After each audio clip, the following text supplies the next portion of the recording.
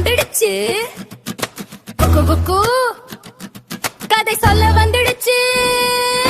சிரிப்போடு சந்தோஷமா நல்ல பழக்கம் கத்துக்கலாம். பறவை விலங்கு நண்பர்களோடு குட்டி குக்கு உலகம் போகலாம். கதை ஆரம்பம் இப்போ தானா, குட்டி குக்கு குக்கு கதை தொடங்குது இப்போ. பல வருடங்களுக்கு முன்பு ஒரு நாட்டில் 2 படைகள் போருக்கு தயாராக நின்றன. அந்த நேரத்தில் எதிரி படையில் ஒரு பெரிய வீரன் இருந்தான். அவன் பெயர் கொலியாத். அவன் மிகவும் உயரமானவன், மிகவும் பலமானவன். அவன் தினமும் வந்து சத்தமாக சொல்லுவான், உங்களிடம் தைரியம் இருந்தால் யாராவது வந்து என்னோடு போராடட்டும். அவனை பார்த்தாலே பல வீரர்களுக்கும் பயம் வந்தது. யாரும் முன்வரவில்லை. அதே நாட்டில் ஒரு சின்ன பையன் இருந்தான். அவன் பெயர் டேவிட். அவன் ஒரு மேய்ப்பன். அவன் தினமும் ஆடுகளை மேய்த்து கொண்டிருந்தான். ஒரு நாள் அவன் தன் அண்ணன்களை பார்க்க படையினரிடம் வந்தான்.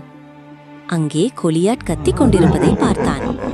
டேவிட் நினைத்தான், ஏன் எல்லாரும் பயந்து நிற்கிறார்கள்? நியாயத்துக்காக யாராவது நிக்கணுமே. டேவிட் ஒரு வாள் எடுத்துக்கொள்ளவில்லை. அவன் எடுத்தது என்ன தெரியுமா? ஒரு கவன் மற்றும் சில சின்ன கற்கள். அவன் அமைதியாக நின்றான். கொலியாத் அவனை பார்த்து சிரித்தான். இதுதான் என்னோட போராட வரவனா என்று கேலி செய்தான். ஆனால் டேவிட் பயப்படவில்லை. அவன் கவனில் ஒரு கல்லை வைத்தான். நம்பிக்கையுடன் எறிந்தான்.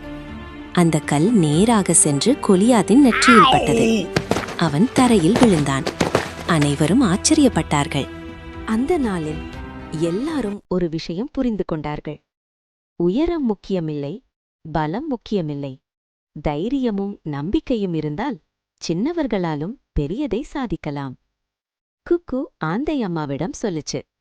ஆந்தையம்மா, சின்ன பையன் தைரியமா நின்னா. ஆந்தையம்மா அன்போட சொன்னாங்க, அதான் குக்கு, உண்மையான தைரியம் உடம்பில் இல்ல, மனசில் இருக்கும். இதுதான் இன்றைய குட்டி குக்கு கதை.